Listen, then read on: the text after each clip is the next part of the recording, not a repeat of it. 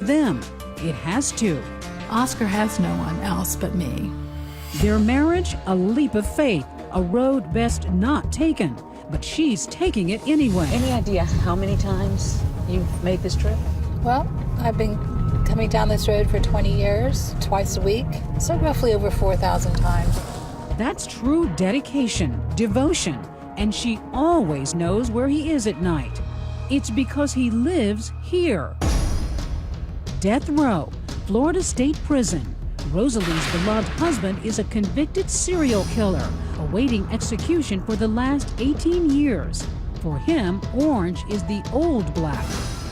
Oscar Ray Boland, a vicious murderer, convicted killer on death row. Oscar, what do you have to say today? The one-time Florida truck driver found guilty of the brutal 1986 murders of 3 young women. You are sentenced to death. He is the evil in this world. He's a judge from hell. He's a Nazi. He is a cold-blooded killer. People look at you as kind of a crazy woman to be married to a man who's on death row. She believes her husband is innocent, and she says she can prove it. I've been waiting for this for 20 years. A notorious story that began decades ago, but it's about to reignite the FBI crime lab as a target. Were you for a second worried, doubtful about whether he was innocent? Never, not for a second. Tonight, one woman, her 4 daughters, the death row stepfather, one of them finally meets. I've heard a lot about you. I imagine you have. 3 grieving families, and the story that just keeps getting bigger and more bizarre. This picture changed the course of my life in a split second. You say you're trying to free an innocent man, but some people would say you're trying to free a killer. I want him dead. And if I could kill him myself, I would. And that's the key question for you right here tonight. Is she trying to free an innocent man or a killer? Good evening, everyone. Elizabeth has the night off, and it was that notorious story first seen here back in 1996. It's about to make headlines all over again, with 2 new hearings now coming. Explosive accusations against the FBI crime lab that helped put her husband away. But does she now have the evidence to free him, or is this just evidence of love? Once again, Deborah Roberts.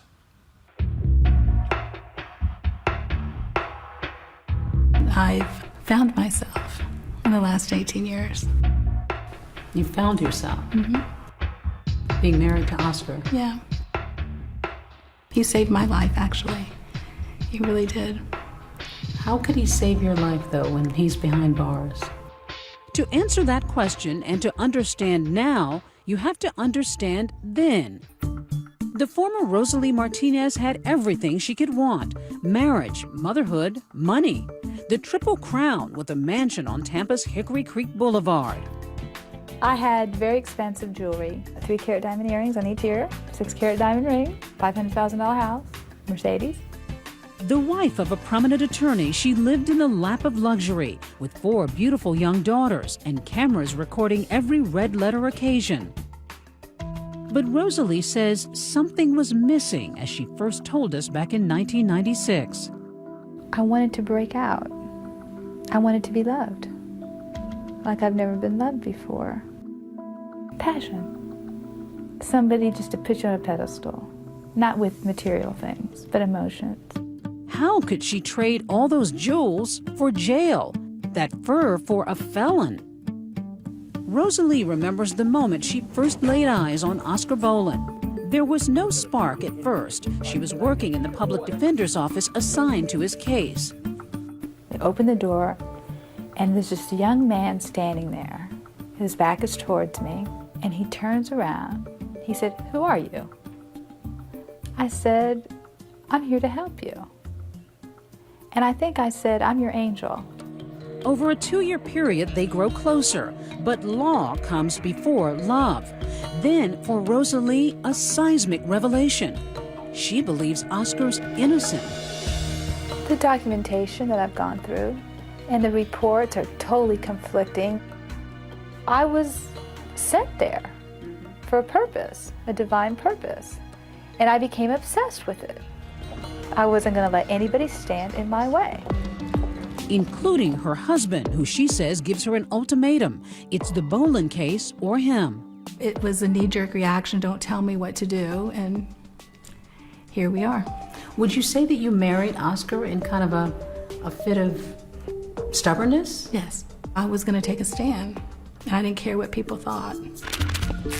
And that stand, marrying her client, is a jaw-dropping move, done almost solely to draw attention to Oscar's case. But along with that comes a wrenching decision, agreeing that her husband will have primary custody of their children. Many people would say, come on, you gotta know if you married a guy who's in prison that's going to affect them. I wasn't thinking. It's still hard for me to admit that. Rosalie Martinez, but she can admit that her strategy pays off big time. Is she crazy? Can you say wacko? Even landing the happy couple here on 2020 back in 1996. I love it. It was a tiny little wedding shown to an audience of some 12 million viewers. Shaking, I'm very nervous. It's my wedding day. But there would be no flowers or walk down the aisle. AT&T has a correct house. The new Mr. and Mrs. Boland exchanged vows over a speakerphone with a photo standing in for the groom. Oscar, do you take Rosalie to be your lawful wedded wife? Yes, I do. Rosalie, do you take Oscar to be your lawful wedded husband? Yes, I do. I now pronounce you husband and wife. Congratulations. Good luck. Thank you. Oscar? Oscar, Hey, listen. I'll blow you a kiss. You're blowing me a kiss? Their honeymoon is in this courtroom just 3 days later to hear if Oscar would be given life or death for one of the murders. You are sentenced to death for the murder of Terry Lynn Matthews. Rosalie is devastated. That was nearly 20 years ago, and while some might be celebrating with the traditional anniversary gift of fine china, Rosalie and Oscar make do with prison cafeteria plastic. And not such fond memories of appeal after appeal, conviction after conviction, 11 trials all told. The biggest misconception of Oscar is that he's a monster and that he's a murderer, and he's not. He's a good person. Though her husband's confined 23 hours a day, alone in a 6x9 cell, Rosalie insists he's a wonderful partner, though not a traditional one. I can't ever expect him to change the oil in my car or take the garbage out or Go to the movies with you or hold your hand on a cold night. No, it's not none of those things. It's he puts me on an emotional pedestal. He listens. He's there completely 100%. Nothing's more important than I am. This is a letter he just wrote me this past Thursday. So that's Oscar sends his wife love letters and hand-drawn cards practically every day. And with no Hallmark shop on death row, he creates each one himself. You have been my dream girl from the moment we first met, thinking of you every minute of every day. And what do you make of it when you get these? They're just so special. They're priceless. There's nothing, I wouldn't want anything else. Not a diamond, not a car, not a fur coat. And you keep them all? I do. I couldn't bear to throw any of them away. I think the art of lovemaking is probably in these cards and letters. Lovemaking, a delicate subject in this relationship.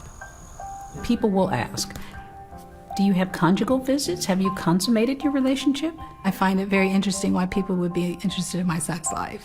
It's no one's business, and, you know, that's not part of our relationship. Does it matter to you? No, not anymore. No. What does matter most, she says, is proving her husband's innocence. A licensed private investigator and mitigation specialist herself, Rosalie is leaving no stone unturned. I just want people to listen that there are innocent people who are wrongfully convicted. It happens. And she shows us an explosive report slamming a top FBI agent that could lead her husband to a new trial. When we come back, a closer look at crime scene photos. This picture changed the course of my life in a split second. What she's hoping will get him out, and what the families of his 3 young victims are hoping will keep him in for death by lethal injection. 30 years is long enough for this insect, this subhuman, to be alive. Stay with us. we continue with 2020's Evidence of Love. Here now, Deborah Roberts.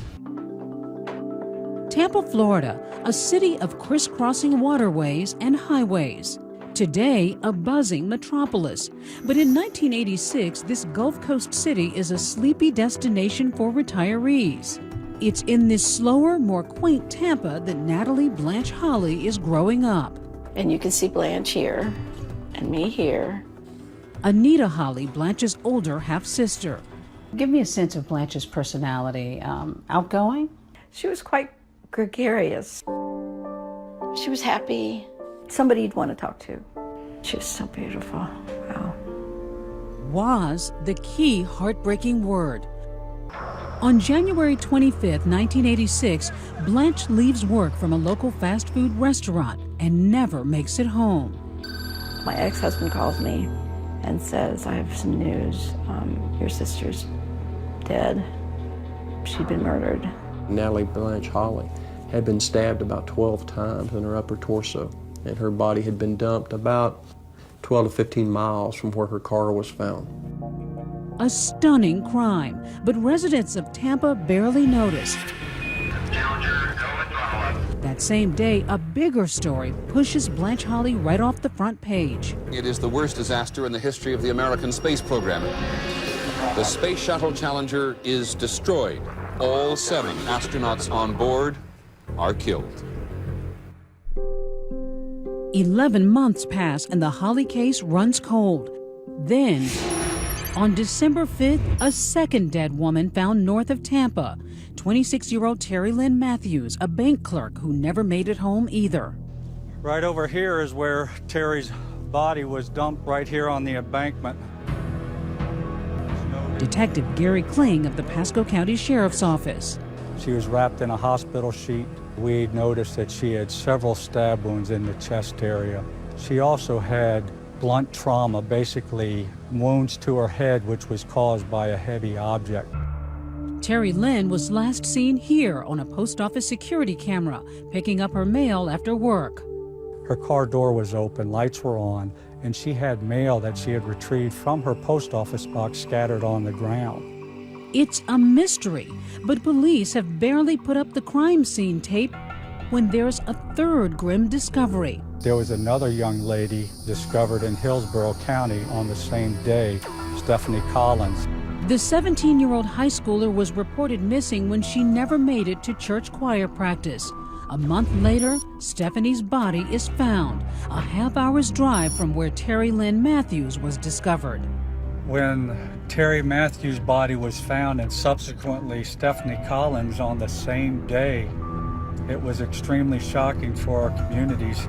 It left a lot of people alarmed, a lot of people called in, frightened. Blanche Holly, Terry Matthews, and Stephanie Collins, 3 young women abducted, beaten, and dumped, all within a 20-mile radius. Could the murders be linked?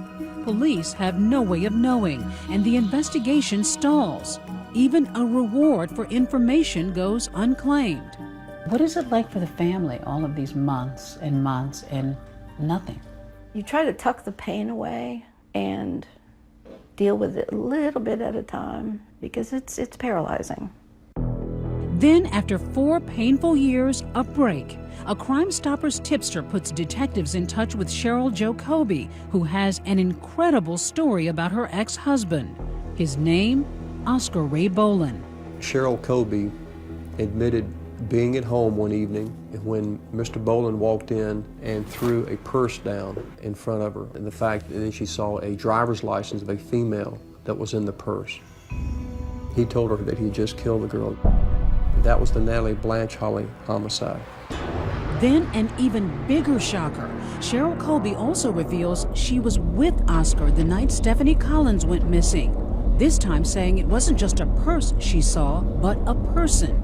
Cheryl Colby went with Mr. Bolin to an area in northern Hillsborough County off Morris Bridge Road and actually observed him dump the body of Stephanie Ann Collins out of the truck on the roadside. But what about the third murdered woman, Terry Lynn Matthews? Police reach out to other Bolin family members, including Oscar's half-brother, Philip.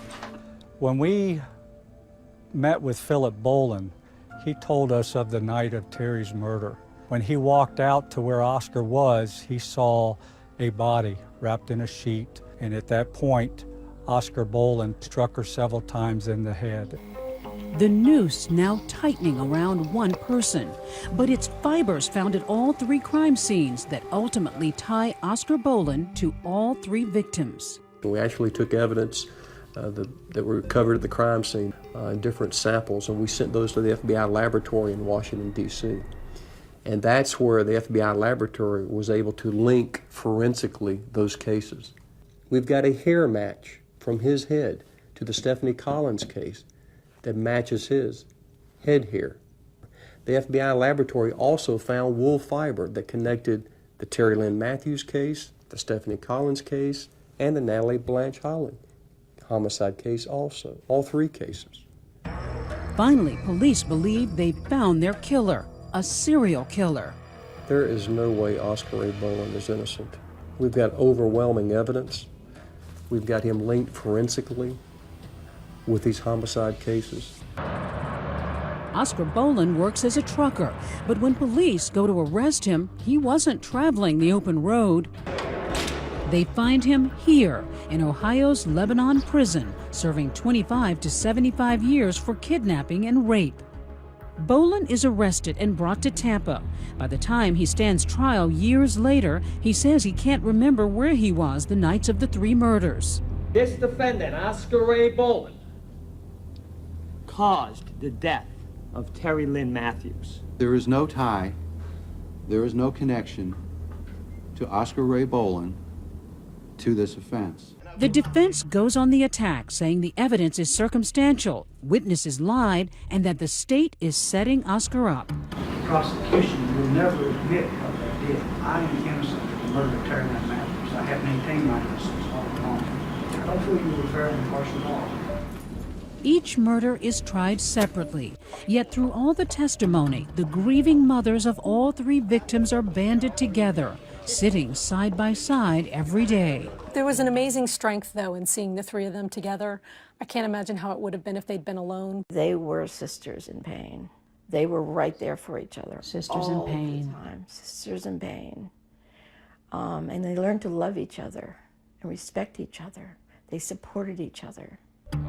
After countless days of testimony, multiple trials, and hearings, Oscar's fate is sealed. Advise and recommend to the court that it impose the death penalty upon Oscar Ray Bolin, Jr. 3 death sentences for Oscar Ray Bolin. Rosalie distraught, the victims' families elated.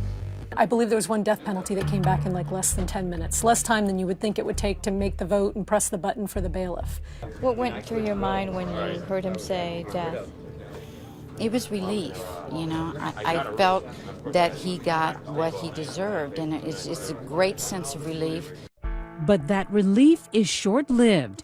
Could the forensic evidence that helped put Oscar Bolin away actually be his ticket to freedom all these years later? Was the FBI wrong? This is what I've been waiting for. And while the verdict ends one nightmare for the families, another is just beginning. And the breaking news comes from us. Now you're telling me that his death is not imminent? No, not at this moment.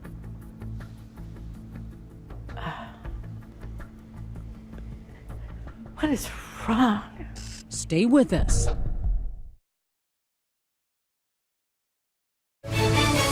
"2020's Evidence of Love" continues.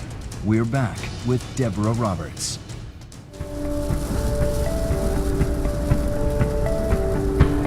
With a steel-trapped mind and fierce devotion, Rosalie Bolin has spent the last 20 years on a mission. He's an innocent man, and the truth will come out. Trying to prove her husband didn't do what a jury says he did: viciously murder 3 young women. Rosalie, some people would say you're deluding yourself. You will find an explanation for everything in the face of this overwhelming evidence. The evidence to me doesn't support a conviction. It does not. Oscar Bolin, for me, has not received a fair trial. And she sifts through that evidence again and again, even if a jury has already considered it and convicted Bolin anyway. No detail escapes this private eye while walking us through her version of events. The shoe tracks were size 10. I know what size my husband wears. He wears a size 8. The shoes don't match. Fingerprints don't match. There's tainted evidence in every aspect of this case, and I could pull it apart paper by paper, box by box. And witness by witness, starting with Oscar's ex-wife Cheryl Jacoby in a wheelchair suffering from diabetes when testifying against him. I noticed there was blood on the curtains. Cheryl Boland's testimony is incredible. It's not to be believed. It's wife against wife, as the current Mrs. Boland says the ex had a case of show me the money. Well, Cheryl had motive to lie. She was in it for the reward money. $63,000 worth to be exact, but only if there's a conviction. If there's reward money out there today, you want part of it, don't you? Yes, I do. And Rosalie contends Cheryl used that same motivation, reward money, to entice Oscar's half-brother Philip to testify. Brother against brother. Oscar's half-brother, Philip Boland, says he saw what looked like it was a body that Oscar was handling. How do you discount that? I received 2 recantations from Philip Boland. He said he never saw Oscar Boland with a dead body. So he changed his story? Yes, several times. 3 times in 6 months, and one of those under oath in the murder case of bank clerk Terry Lynn Matthews. I said what you wanted me to say, sir. So somebody put those words in your mouth? Yes, sir. And that somebody? Oscar's ex-wife, Cheryl. In his recantation letter, Philip Boland wrote, I was told to and coerced into making false statements by Cheryl Jacoby. But later, prosecutors and even Philip would say it was Rosalie who coerced him into recanting, an allegation she strongly denies. I have no weapon to influence Philip Boland into recanting. I don't carry a badge. Despite hearing the reward theory, a jury still convicted Oscar Boland of murder. You are sentenced to death. 2020's calls to Philip Boland were not returned. Cheryl Colby died of diabetes in 1992. You're so close to it. Are you able to really clearly see the evidence and be able to look at it objectively? If you looked at the evidence and the testimony doesn't comport with the evidence. Evidence or just evidence of love? That's the key question. But Rosalie may be looking at a game changer in her fight, and it's due to this man, Fred Whitehurst. For 20 years, he's been blowing the whistle on corruption at the FBI crime lab. And at the center of it all, a top forensic analyst who's helped convict hundreds of people, Michael Malone. Anything that Michael Malone touched, any evidence that he touched, is not to be trusted. It can't be. The U.S. government agrees with that.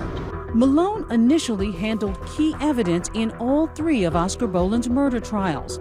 Hair and fiber the FBI used to forensically link all 3 murders. When I was down in Florida, a couple of analysts came out and said, you got to stop this Michael Malone guy. And now something has. Just last year, the Office of the Inspector General blasted Malone, releasing a scathing 135-page report discrediting his work, the government itself turning on one of its own. The report says Michael Malone repeatedly created scientifically unsupportable lab reports and provided false, misleading, or inaccurate testimony at criminal trials. The culture at the FBI laboratory was one of we have to establish guilt, plain and simple. Just yesterday, 2020 tracked down Michael Malone, the man fingered in those FBI accusations. Now retired in Virginia, we asked him about that report. It says you've been responsible for many errors and unreliable testimony. No comment. No comment? What about... No comment. In my mind, Michael Malone is a serial killer with a lab coat. And there have been potentially people who've been executed based upon evidence that Michael Malone handled. It's frightening. Frightening. Especially given that her husband could be next in line for execution. If what you say is true, then Oscar Boland is the unluckiest man alive. I would say so. To have coincidentally been linked to 3 different murders and to have been convicted so many times. Well, if you have an FBI agent who's making you a serial killer, when actually, in fact, these cases are never been connected, yes, then that would be a very unlucky guy. But is the Malone factor enough to throw out 3 murder convictions? But they're saying take Malone out of it, and there's still overwhelming evidence that links this man to these murders. Then let's do it. If the evidence is so overwhelming, let's do it. Let's try the cases. Let's see if they're correct. Anita Holly, the sister of one of the victims, is outraged at the possibility of a new trial. We're still playing games with this subhuman. Games. Anita Holly thought all of Oscar Boland's legal proceedings had been exhausted until she got the startling news from us. You're telling me that his death is not imminent? No, not at this moment. What is wrong? Take a moment if you need to. 30 years is long enough for this insect, this subhuman, to be alive. I hate him so much. When we come back, dead man talking, our cameras go where few are allowed. To death row. And there's a shocker about Oscar Boland that could change everything you've thought until now. Stay with us. So our question for you here tonight, what are you thinking by now? You've seen both sides, the victims' families and Rosalie's. Let us know on our Facebook page and on Twitter. Use the hashtag ABC2020. And when we come back here, what Rosalie's daughters think all these years later. Later, a first meeting like you've never seen. Visiting your stepfather on death row. I've heard a lot about you. I imagine you have. And asking your mother point blank. I mean, did you ever think what we had to deal with? Coming up on 2020.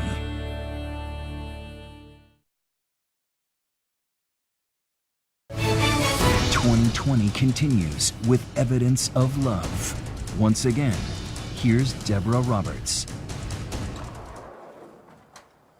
Oscar Ray Boland, convicted at 10 trials over the last 20 years for the murders of Natalie Blanche Holly, Terry Matthews, and Stephanie Collins. I covered a lot of court cases and sat across from a lot of defendants, and there was just something about this guy, just the flatness of his affect. Who is this person existing in the world, and how did he get to be who he was? That's exactly what we wanted to know. 2020 was offered a rare opportunity to go to death row and meet Oscar Boland in the place he calls home. He spends 23 hours a day in a cell like this one, counting down the minutes till he gets to see his legal aid and wife, Rosalie, during her twice-weekly visits. Here is 53-year-old Oscar Boland today. Rosalie is steadfastly committed to you all these years, after 27 years for your being in here. Well, I mean, this was not a situation where she came in naive or ignorant to the system or the circumstances. So is the relationship more business, or is it It's both. I mean, romantic? What is it exactly? It's both. Oh, I love her. I mean, there's no doubt about that. I mean, she's my best friend. And Rosalie is as committed as any wife to her husband, believing Oscar is no killer. But he does cop to one awful crime. But you did plead guilty to kidnapping and raping a woman at gunpoint 27 years ago today. 27 years ago in Ohio, yes. That was totally unrelated, had nothing to do with Florida. Right. But to some people, you're a convicted rapist. How can they believe that you're innocent of this other stuff? I was a very angry young man 27 years ago. 27 years later, would I do the same thing? No. I've learned a few things since then. He did admit that he was responsible for a brutal rape. Mm-hmm. How do you get that to sit well with you? Well, you have to understand, I mean, I know Oscar better than anyone, and he was also very young at the time. Oscar did accept responsibility. He pled guilty to that crime. And I believe if he had committed these 3 murders, he would have pled, and he never did that. He's always professed his innocence. In fact, Rosalie and Oscar blame investigators for putting him on death row. While he says he can't recall where he was on the nights of the murders, he still insists he's an innocent man. Did you kill Terry Lynn Matthews? Absolutely not. Did you kill Natalie Holly? No. Did you kill Stephanie Collins? No. So how is it that you could be here? One man, Mike Malone, the FBI. He manufactured the evidence to fit the crime, and everybody got on board. Michael Malone, that discredited FBI agent who handled the critical evidence linking Oscar Boland to the murder of Stephanie Collins. Now, in 2 weeks, a new hearing. Could it lead to a new trial and another shot at dodging death? Do you even dare hope at this point that this may change things for you? You're on death row. Of course. I mean, yes. But at the same time, I know I'm a realist. But his wife has done the impossible before. I'm in the business of saving lives. If I have a bias against the death penalty, so be it. Just ask 42-year-old Seth Penalver, a dead man talking. He spent 3 years on death row living in a cell right next to Oscar's, convicted for a triple homicide. Now, thanks largely to Rosalie, he's got a second lease on life. How did you get to know Rosalie? I'd see Rosalie in visitation with Oscar. I said, would you be willing to work on my case? Because I really believe in you. Rosalie dove into documents and came out with a smoking gun. Turns out a key witness was paid to testify against Seth at trial. You know, they paid one of the main witnesses with crime-stopping money and hid that from the defense. He was a drug addict. Said whatever the cops wanted him to say. The jury found that very distasteful. That was a big thing in Seth's case. Huge. In Seth's new trial in the winter of 2012, a jury was convinced that he's not guilty. He's acquitted of all charges against him. Do you think you'd be sitting here now if Rosalie had not come on board? Oh, no. I wouldn't be. I would not be sitting here talking to you. I'd probably still be over there next to Oscar. Yeah, she's just that good. But even with his miracle-working wife fighting at his side, Oscar is far from tasting freedom. He's still looking at a number of legal hurdles, not to mention a life sentence for the murder of Natalie Blanche Holly and a death sentence for Terry Lynn Matthews. She's determined to get you out of here. Yes. Do you let yourself hope? Of course. That maybe one day you'll be together outside of here? I can't imagine walking out of this place and not being with her. And while he's dreaming of freedom, what about 4 other young women in the equation? Rosalie's daughters. You're Catherine, right? Yeah. His stepdaughter, meeting him for the very first time. We made the decision. It sounded like a good idea. We did it. But I never could have envisioned the collateral effect, how it would affect you guys. When we come back, I can only hope you can accept my apology.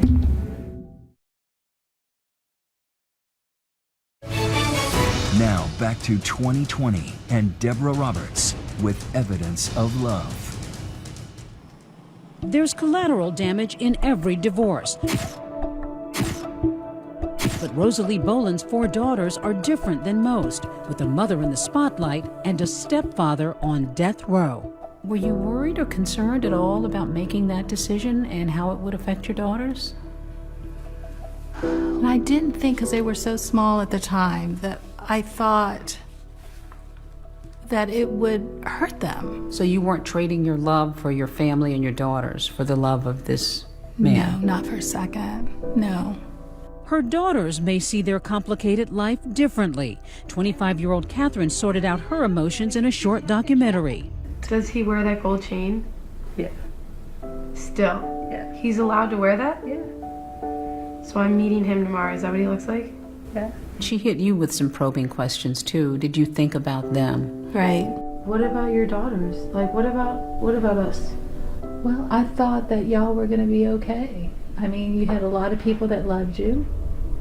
I think that y'all were incredible, that y'all got through the adversity yourselves. I mean, did you ever think what we had to deal with? No, I didn't. I wasn't thinking that way, Catherine. No tears, no screaming, but some 20 years later, still questions and confusion. I never thought what that was going to do to them. I really didn't. Was it hard for you to admit that to her? Absolutely. It's still hard for me to admit that. Because as a mother, you don't want to hurt your children. But many people would say, come on, you gotta know if you married a guy who's in prison that that's going to affect them. I wasn't thinking. That's an honest answer. In the film, Catherine and her sister Christina relive their early years. Did any of your friends say anything to you? Not really. I mean, People were probably really embarrassed or really uncomfortable to talk about it, and everybody was just as shocked as we were. The most awkward part would be having them meet Mom and then seeing their reaction when they meet Mom, because you know they're judging her from the moment they meet her. I mean, everybody assumes that she's crazy. Everyone's like, I can't believe you've forgiven her. I don't think forgiven's the word, but I think no matter what your mom does, I think it's an unconditional love. The documentary is called It's Nice to Finally Meet You, and Catherine means that literally.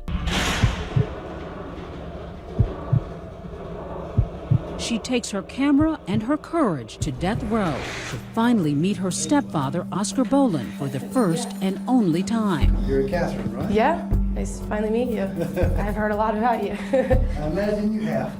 She was a child when her mom and Oscar married and is the only daughter to have met him. You could have a bond with someone for life, but really, what does the marriage put into it? Do you think it was necessary? When your mother and I got married, I never envisioned that the publicity would be so I guess you say so intense, and how it would affect you and your sisters. And that part has bothered me. It has bothered me greatly. And I owe you an apology. And I do apologize. It's never my intent to cause you any personal harm or hardship or emotional pain. And I'm very sorry, Catherine. I can only hope you can accept my apology. Bye.